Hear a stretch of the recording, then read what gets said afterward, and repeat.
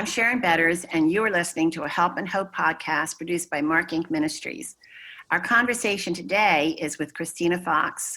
Christina is a writer for a number of Christian ministries, including Desiring God and the Gospel Coalition. She has authored several books, and our topic for our conversation is rooted in Christina's newest book, Idols of a Mother's Heart. And I know that that's going to capture your attention if you are a mother, especially as a young mother. But as a woman in the older season of life whose kids have left the nest, I want to encourage you, if you're in that same season, to stick around, because a lot of what Christina shares is going to be helpful to you as well. And also with me and with us today is Melissa Weisenfels, who is the Executive Director of Mark Inc. Ministries, and she is a young mother herself. So Christina, welcome. Thank you. I'm excited to be chatting with you guys today. Well, why don't you tell us a little bit about your background and your family, and were you raised in a Christian home? I grew up in Maryland, and I went to Covenant College where I met my husband.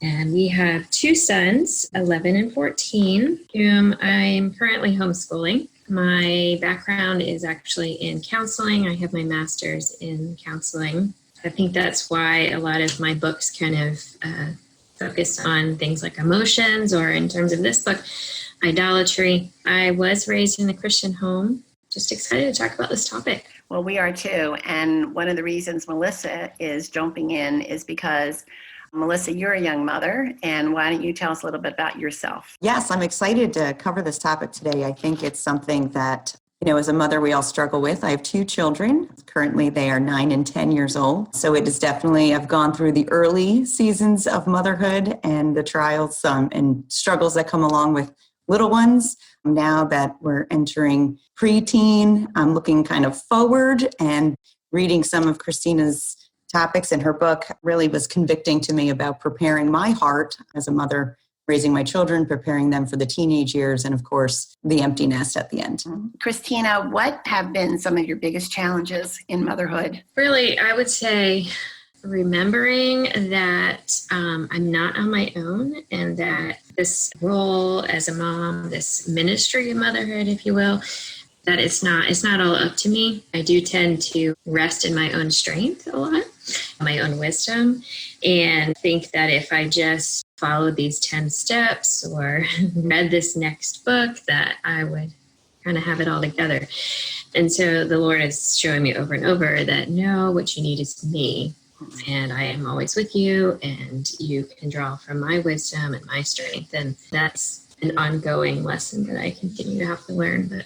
And I know that I think we all embrace that concept that motherhood, we feel like falls on our shoulders to raise our children as best we know how. And we're all looking, like you said, a little bit like looking for that perfect manual. I know I've read countless books as well, trying to raise them in Christ, trying to prepare their hearts, trying to discipline them properly. What would you say is the biggest failure or stumbling block that you ran into over and over again up until this point? For example, for myself, I feel like, and I'm not sure that I would call it a failure as of yet. I don't know that it has been a failure for myself, but I struggle, I think, knowing the boundaries of that discipline component, or allowing my own anger to present itself, in a challenging situation, and letting myself get in front of the parenting. I could definitely relate to that. I think I do tend to get irritated quickly, and I can be sarcastic. I think when my kids were younger, they didn't quite catch that, but as they get older, they can sense it. Even if I don't realize I'm doing it, it's more of an instinctual response that I have. Especially my oldest, he recognizes that. He responds and says, "You're making me feel stupid," or whatever, and I'm like, oh, I don't want to do that, certainly, but I guess an ongoing sin that's just is so deeply rooted that I don't even often see it. But they're around me all the time. They see it. And so, it's like iron sharpening iron with my own children, that, they're helping me see my sin and helping me fight it, even though they may not realize that's what they're doing, but they are. And so I do think that my responses to what they're doing or what they're going through is often one of my biggest failures. Those instinctual responses that I'm ashamed of, I guess. I'm even as an older mother, I can really relate to what you're saying, because when our kids were little, we had 4 little guys, and patience was not my virtue. I would lose my temper, I would yell, and I would plead with the Lord, please don't let me yell today. Please let me be patient today. And I think one of the freeing things for a young mother, which I wish I had understood better back then, is that when you love the Lord, when you are committed to Him, our children are a means of sanctifying or transforming us, making us better, making us into the people that we are longing to be, as far as, recognizing, okay, I am a sinner. I am going to mess up. God has given me these children. They're driving me up a wall. What does that say about me? I think that goes right along with what you were saying, Christina, about, they may not know it, but the Lord is using them to show you those places where you need Him. You need Him even more. And I will tell you, I think it's a lifelong journey of recognizing those moments with parenting, whether you're 71 like I am or 21, of recognizing, okay, this is an opportunity for the Lord to show me more of who He is. And of course, we just want Him to fix us, say, we got it, just fix us. We don't want to go there anymore. You've probably talked to a lot of young moms. What do you hear them saying the most? What are some of the common themes that you hear from young mothers? They do certainly resonate with the anger responses to their children. Also, just wisdom, just desiring wisdom to know what to do in different situations on a daily basis. Strength to endure things. For some, just simply survival, just to get through till bedtime. And only to restart it the next day.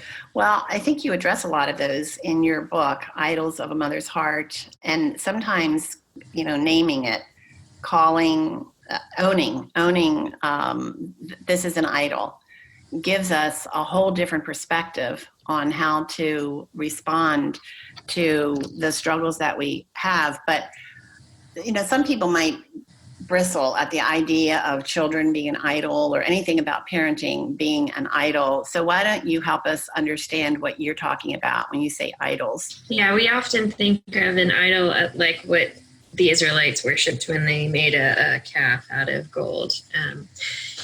But we worship idols. They may not be constructed out of wood or metal or gold, but in the book I use Tim Keller's definition from his book, Counterfeit Gods. An idol is anything more important to you than God, anything that absorbs your heart and imagination more than God, and anything that you seek to give you what only God can give. So for moms, an idol is anything that we turn to for life and hope, those things that give us meaning and purpose and significance outside of God. So that could be a countless number of things. And again, I would say to listeners, as a grandmother, this resonates with me too. It's not a one and done deal. When the kids are grown up, we don't have those idols or the struggle. We have to continuously deal with the struggles of making our children or relationships idols. And that's going to break your heart every single time.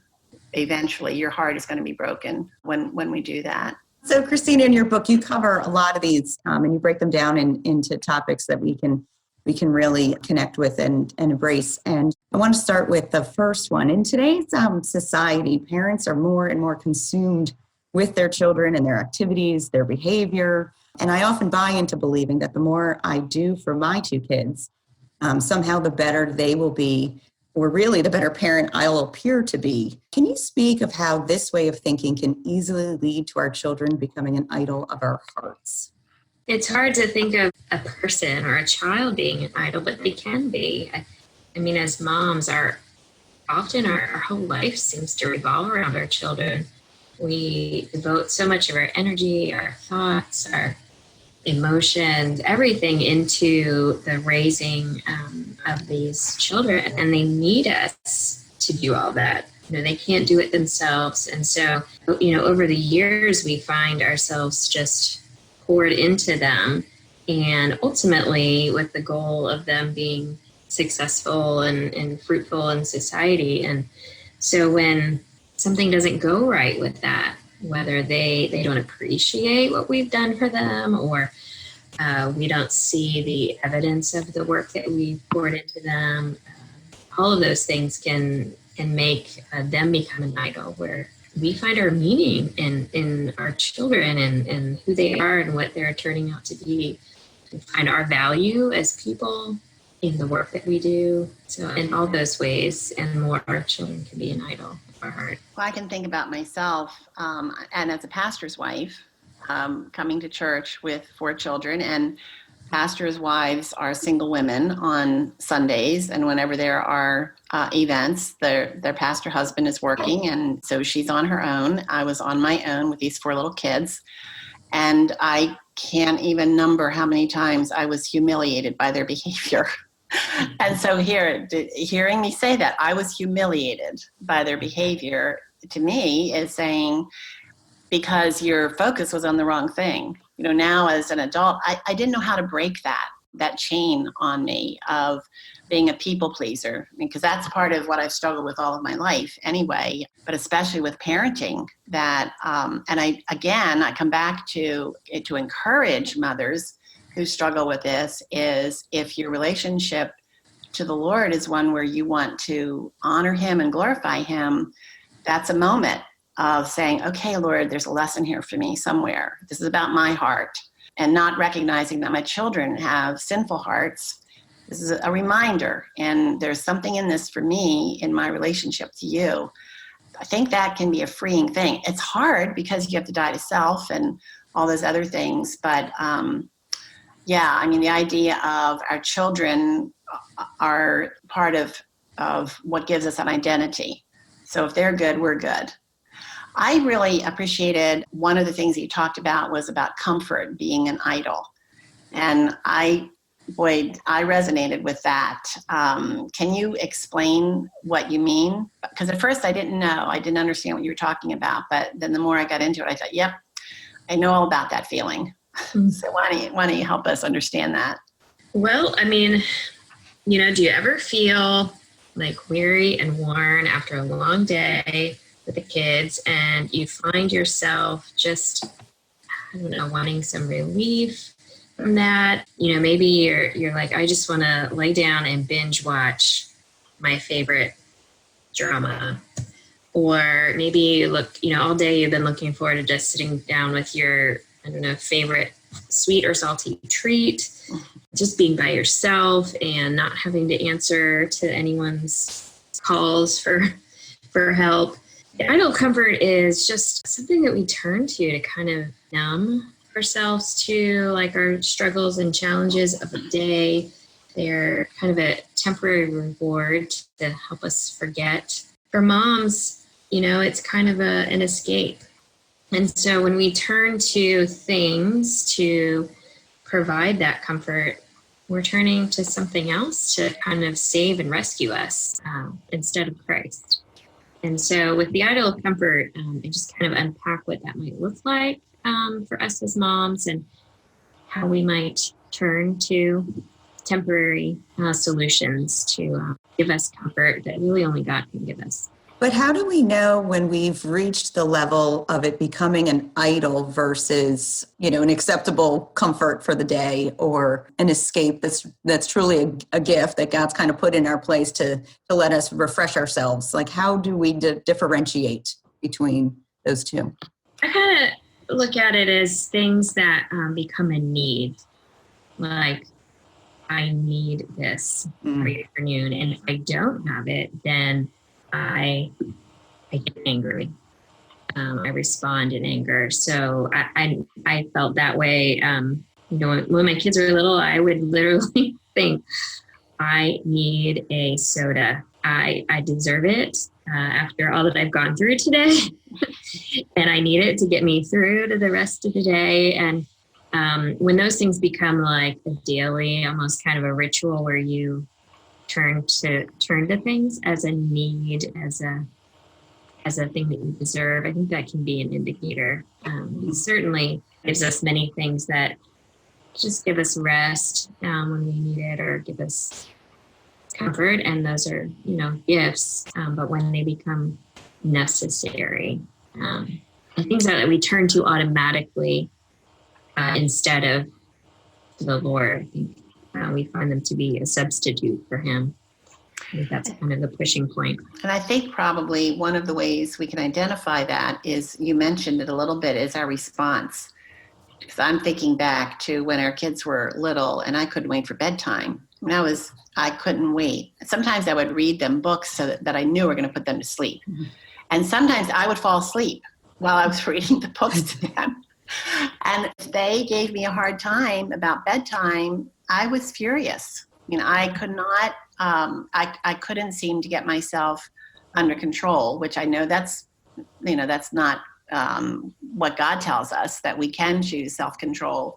But because in my head it was, I'm done and you need to go to sleep so that I can rest, or so that I can read my book, or I can take a hot bath, or whatever. And so again, I think it comes back to dying to self in those moments of saying, Lord, clearly my child needs me right now. Maybe it's a discipline moment. Maybe it is, you have to work through the discipline with the child for being so selfish and all those things, but I have to do it through the grid of Christ's love and not through my need, not through the grid of anger, because my need is being put at the bottom. And it keeps coming back to dying to self so that there can be life.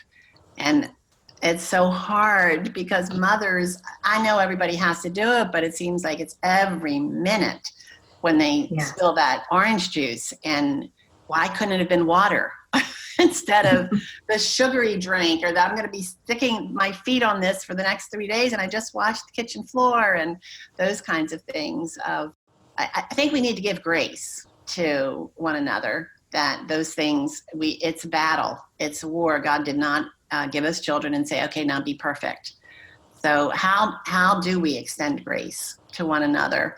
And how do we experience that grace when okay, Lord, I've done it again, is the way we end our day. So are you asking grace for ourselves or for others? I think grace for ourselves, because if we can experience that grace, that's going to flow over into our children. So how do we experience that? I think the gospel is an integral part of this whole process. And it's something that in each chapter I try to point to after I unpack the idol that I'm talking about in each chapter, to point to the gospel truth of what Jesus did in his perfect life, sacrificial death, triumphant resurrection for us, and just turning our hearts to that, to remember who we are in Christ, what he's done for us. While we are going to fail and will continue to fail in our parenting, Christ was never a failure. He was perfect in all things. And he, even now, is, standing before God for us, giving us his righteousness. And each time that we fail, we turn to that truth and are comforted by the fact that he's given us his Spirit who is working in us. And when we struggle with that, whatever that might be, an anger response or whatever, we can even rejoice in that struggle, knowing, well, the Holy Spirit showed that to me right now. There may be times in my past I didn't even notice, but now I see it. And so that's a work, and it's a progress, and we can take notice of those things and rejoice that the Spirit is doing his work in us and transforming us. My husband would also tell me when I would be crying over my horrible day and my sinful responses, parenting is a marathon. It's not a sprint. And you're in it for the long haul, and you're going to mess up, but it's okay. So I think, anybody listening out there who might have a bad day like that, just keep that in the back of your mind. This is a marathon. I am going to mess up. I am going to falter. But by God's grace and his love, I'm going to get up again and hold on to his promises that he's going to help me. Christina, one of the next chapters in your book that I want to dig into is the chapter where you talk about the idols of achievement and success. And this one really struck me and spoke to my heart and was really convicting. I think we all struggle with wanting our children to be successful, to have manners, to do well in school, and so forth. How do you separate that from being an idol, from just encouraging your child to be the very best they can be, or, have proper manners, or, just wanting the best for them? I mean, and who doesn't want their child to succeed, to grow up to be healthy, happy, productive citizens? We all want good things for our children, and we should. The problem comes when we put our hope in their success, whether it's their performance in school or in sports or even in how they behave around other people. When our worth as a parent, as a mother, depends upon how they're behaving or how they're performing or how they're succeeding, that kind of becomes that tipping point there where we are looking to that to give us meaning. And we kind of know that that's what's going on when, based on kind of how we feel when they have failed, or maybe we're at church on a Sunday morning and one of our kids has a huge tantrum in front of everybody, and kind of just how we feel in response to that, whether we're just completely humiliated, embarrassed, and even get a little bit irritated or angry with our kid for what they're doing at that moment, or whether we, if our kid doesn't get the prize, doesn't get the grade that we expected, and kind of how we respond to that. And then even as they grow and mature and, are out of the home, and whether they're doing well in their work or in their calling, and how we respond to failures in that way too can show that idol. And so there is, I think, with all the idols, there's a tipping point where a lot of idols are good things that become idols. So it is good for our children to do well. It is good for them to have manners. It's good for them we want them to have good grades. We don't want them to fail in school. We want them to do well at whatever their particular gift is. If it's athletic, they're an athlete or they are a musician, we want them to do well. And we want to encourage them to do well. But when it is our worth and value that's on the line there, that's kind of the key. I think that leads right into the idol of control. And I know that at Mark Inc. Ministries, our slogan is God is sovereign and you can trust him. But it seems as though with the area of control that you write about, we are doing just the opposite. We're trying to take control because deep down, we really aren't trusting God with all things. And yet we do want to be in charge, especially when our children are younger. But I will tell you that when we make control an idol throughout their lives and into their young adulthood, it comes crashing down into our hearts when they are independent, because you have to prepare for that time when you're not going to have any control over them at all. But so how does, you said, like all these things that we're talking about could be good things that we turn upside down. So how about control? How can that become an idol when we just think we're being good parents? Well, the idol of control involves really a desire for things to go according to our will and plan. So I, for example, don't like chaos. I don't like disorder. And so that might mean that I live by my to-do list, my plans, my routines, my strategies. And so that can look differently for any one of us. For some families, control might look like kind of a vigilance over maybe our child's health, or it might be that we worship control through the way that we manage our home, through the way that we set up our plans and our rules and structure for our family, which are all good things. The Lord gave us a list of rules for our own lives. The problem comes is when we trust in those things and we rest and rely in our routines, and when they're interrupted, and how we respond and react to that interruption, or whether we're trusting in a particular strategy that we're using to kind of manage our family and our children. And when that strategy fails, how do we respond and deal with that? So again, you'll see kind of a common theme in that our responses really indicate to us whether something is an idol. And so control comes down to, again, our response to how we handle when things are interrupted and when the chaos comes and when our plans don't work.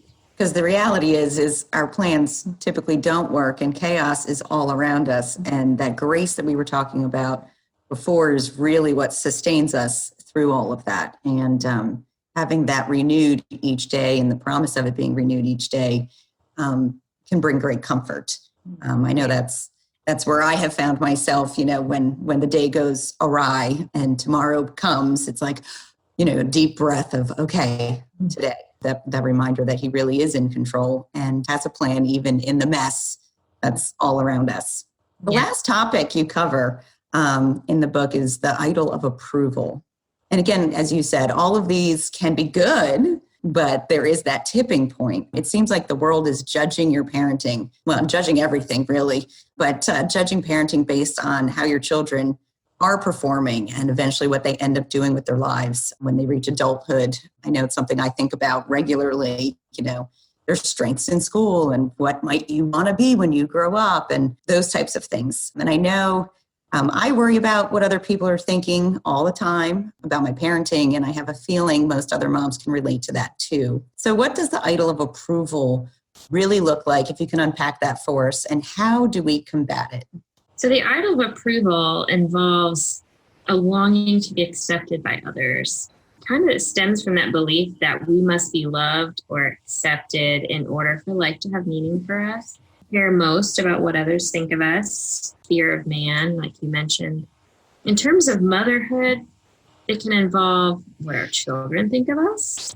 It can involve what other people think about how we are doing with our parenting, just kind of us fearing their responses when our kid has that tantrum in the middle of the grocery store and everyone turns and looks, kind of that fear of what they're thinking about us. And so oftentimes we can go out of our way to kind of get that approval of striving and trying to be the perfect mom. And then we realize we're not, because we fail day in and day out in various ways. And if that is a struggle for us, we really have to remind ourselves of where our approval lies. And that lies in who Christ is for us, and that we're approved by God because of him and what he's done. And we've already had the approval. We're already deeply loved and valued and accepted. And we have that from the God of the universe. We don't need that from everyone around us. And so, I think that's really the root and the source of approval. Christina, one of the things that you were just talking about, the approval from others and needing to be reminded of where our real approval comes from, and having that sound biblical knowledge to really have it stored in our hearts, reminded me of a verse I wanted to bring up before we go into our next question. And that's from Matthew 6:19-21. Do not lay up for yourselves treasures on earth where moth and rust destroy and where thieves break in and steal, but lay up for yourselves treasures in heaven where neither moth nor rust destroys and where thieves do not break in and steal. For where your treasure is, there your heart will be also. And I know that's one that I come back to in mothering, remembering that it is not about the treasures here on earth, the approval of people, the approval of my children, but it's the treasures of my heart, and the person, God, who created me to care for these people in my life. What are some of the go-to Bible verses that you use to let go of the control, to remember that God is in control of it all and that our children really belong to him? And where would you point other moms to kind of find that peace and comfort? Well, I guess I would narrow it down to like 3 different truths from scripture that I rest in. The first is that I rest in the truth that I am a dependent creature of God, that all that I have comes to me from God, from his gift of grace. Everything that I own, everything that I am, everything that I have. One passage that kind of sums it up is from Acts 17. That says, the God who made the world and everything in it, being Lord of heaven and earth, does not live in temples made by man, nor is he served by human hands as though he needed anything, since he himself gives to all mankind life and breath and everything. So everything comes to us from God's grace. And that's just something I have to remember, that it's not from myself, and that I'm dependent on God for literally everything. The second truth that I rest in as a mom is really the truth of God's sovereignty. I want to point out Isaiah 46, where God says, for I am God, and there is no other. I am God, and there's none like me, declaring the end from the beginning, and from ancient times, things not yet done, saying, my counsel shall stand, I will accomplish all my purpose. Everything that's going on in my life is not a surprise to God. You know, my kids who refuse to go to bed at night, or the temper tantrum one had, or the struggle they're having in school, all of those things are under God's sovereign rule and authority. And I can rest in that, knowing that he's working all things out. Nothing is outside of control. And then the third thing that I rest in is that God is my rock and my fortress. He is my salvation. He is my hope. He is my life. From Psalm 18, the Lord is my rock, my fortress, and my deliverer, my God, my rock in whom I take refuge, my shield, the horn of my salvation, my stronghold. Those are just all images of places that we turn to for safety and security and help. And that's where we find it as moms, not in methods or strategies, not in what people think of us, not in substitute comforts, not in anything else apart from God. Christina, I want to thank you and Melissa also for joining us for this conversation about parenting, and Christina for giving us a glimpse into your newest book, Idols of a Mother's Heart. We really appreciate the thoughts that you have shared, and again, they resonate with me as a grandmother, I think, as much as a young mom. And so as we finish up our time together, do you have any words that you could share with that desperate woman who is listening to this because she needs somebody to give her hope? She feels like a failure. She doesn't know how to proceed with being a mother, but the desire of her heart is to really to reflect Christ in her parenting. First, I would say you are not alone. And referencing that passage I just read in Psalm 18, that the Lord is with you and he is your help and hope in all of your desperate moments. But secondly, I would say that God has placed you in a community. He's placed you in church, and really this book that I wrote is born out of an experience in my own community. I was part of a group of young moms when my kids were younger, and we read books together and talked about them. And the book that we read that inspired this book was Tim Keller's book. And as I read that book with my other mom friends, I could not help but apply the idols that he spoke about to my life as a mom. And as I talked about it with my fellow sisters in Christ, and we all realized, wow, we are all struggling with these things, and that we aren't alone, and struggles with their anger, their impatience, and trying to just get things right and trying to control things. And that was an encouraging time for me and an important time for me in motherhood. And that's really how the book came to be. And so I would encourage you to reach out to your sisters in Christ and walk alongside others who are in the same place of life.